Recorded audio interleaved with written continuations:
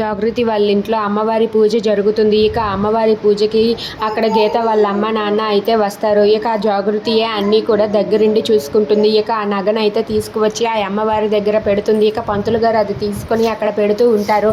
ఇక అక్కడ గీత వాళ్ళ అమ్మ నాన్న అయితే వస్తూ ఉంటారు. అలా గణేష్ వాళ్ళు రావటంతో అది చూసి జాగృతి అయితే రండి అన్నయ్య గారు, రండి, బాగున్నారా అన్నయ్య గారు, నమస్కారం, నమస్కారం అన్నయ్య గారు, నమస్కారం వదిన గారు అని చెప్పి జాగృతి వాళ్ళని పలకరిస్తుంది. దాంతో అక్కడ ఉన్న వాళ్ళ అమ్మ నాన్న అదే గణేష్ వాళ్ళు అయితే నమస్కారం అని చెప్పి వాళ్ళు కూడా నమస్కారం పెడుతూ ఉంటారు. ఇంతలో ఆ మయూకను చూసి ఎలా ఉన్నావమ్మా, బాగున్నావా అని చెప్పి అడుగుతూ ఉంటుంది.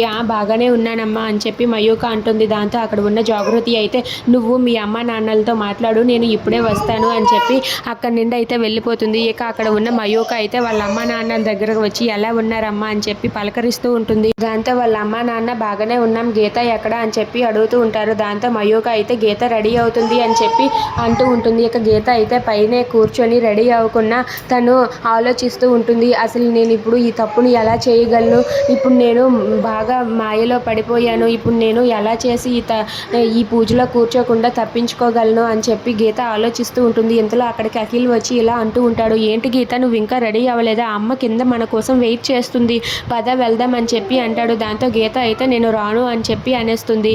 Please subscribe our channel.